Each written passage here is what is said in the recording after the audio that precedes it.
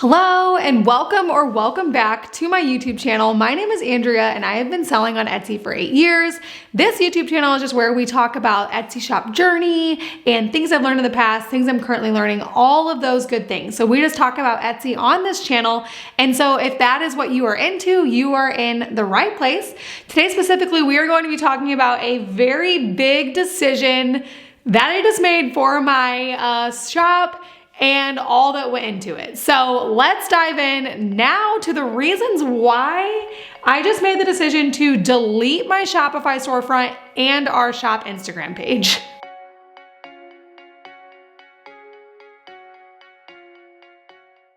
Okay, so this is something that I have been hinting at, telling you guys on this channel as we talked about my goals for 2023, all of those big things, something that I kind of thought we would never do, and I feel very excited about the fact that we're doing it.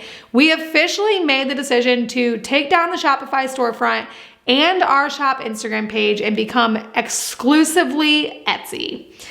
One shameless plug I'm going to put in this video, I don't even care, is that because of that, we are selling out of our Sunny Days Ahead collection, our Sunny Days collection, and basically we need to clear out all the inventory because we're also moving. And so yeah, if you see any sweatshirts that you like or t-shirts that you like on the screen, I would absolutely love it if you went in my shop and got one for yourself. They are all 10% off right now with the code last chance because they will never ever be brought back. And once they're gone, they are gone. And so I don't know, this is just a shameless plug for anybody who, I don't know, wants a cute, fun, beachy sweatshirt. So anyways, because we are not bringing them back. Anyways, let's move into the content of this video and break down what led to this decision and why we ultimately decided to do this and what the plan is to make up revenue instead. So first things first, this year, this 2023 is going to be full of huge changes for my life and my business. I made a couple videos talking about changes that are coming, all of those sorts of things. But basically the two big things is that we are having a baby in July and we are also going to be moving out of the shop. So if you are familiar with this channel, we are in a storefront location, even though we don't actually accept walk-in customers, we're all online. We have a shop away. And so we are actually going to be moving the shop back. And also we are having a baby. And so one of the things that we want to do while we prep for becoming parents is scale back my workload pretty drastically so that we can fit the lifestyle that we want to have and create for our family. We do not want to hire outside help or go to daycare. And so basically we want me to be able to step more into a role of being a full-time stay-at-home mom and have the Etsy shop be scaled back to where that is possible. Okay, so the first thing we're gonna talk about is the decision to delete the Shopify storefront because I feel like a lot of people are like, okay, but why would you do that? So the very first reason, the biggest reason that I've definitely talked about and mentioned on this channel is that we get the large majority of our orders from Etsy. Over 90% of our orders are through the Etsy platform. And so because of that, the Shopify site has always been more of an afterthought for me. It's not something that is like my bread and butter. My bread and butter, where we make our income, where we make our revenue is definitely through Etsy and through Etsy SEO. And so I would definitely keep the Shopify site if we were getting tons of sales from TikTok or if it was my bread and butter, but it's really not. And so because of that, it just does take up a lot of mental energy for me. It is difficult, especially it's not more difficult for me than it is for someone else, but we have a lot of details that we need to collect for every order because our shop is all personalized stuff. And so because of that, listing items on Shopify just feels cumbersome. It's a lot of mental energy, all those sorts of things. And on top of that, it's obviously not even a free platform per month. It does pay for itself, of course, but it's not like we're going to be losing this source of $50,000, $100,000 of revenue if we close the Shopify site. And so it will open up my brain capacity to put more effort into Etsy, and it'll really just take a huge mental load just completely off my plate. And I know that I'm a person that can get overwhelmed really easily when I feel like I have a lot to do that I can't get it all done.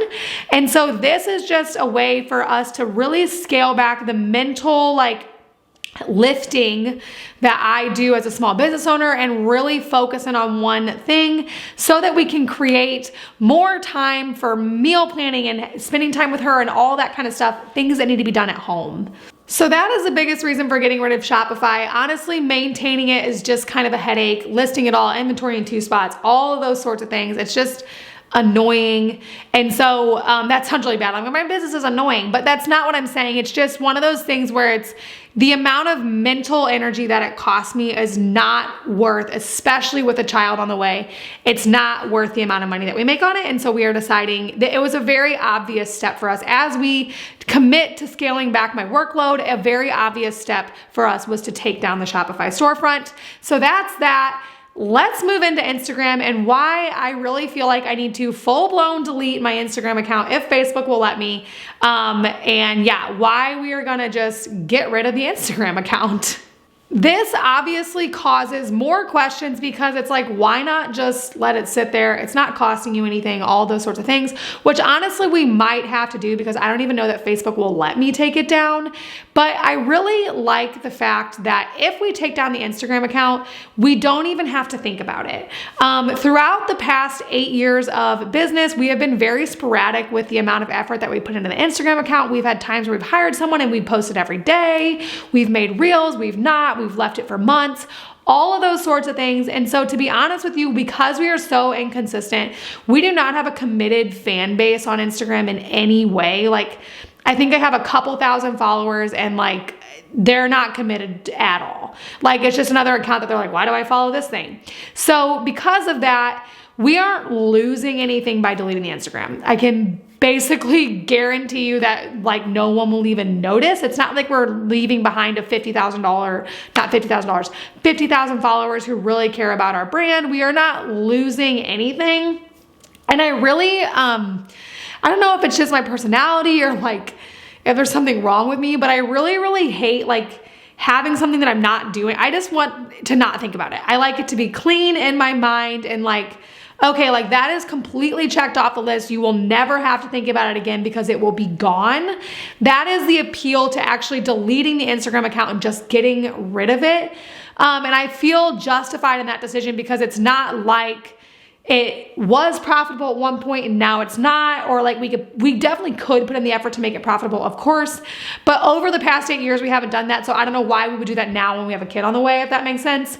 So I think the decision to delete the Instagram will again be another decision that will clear up a lot of mental energy for me. I won't even have to think about it. It'll be completely gone and we can streamline that mental energy into something else that is more profitable or more beneficial for the lifestyle that we want to create for our family.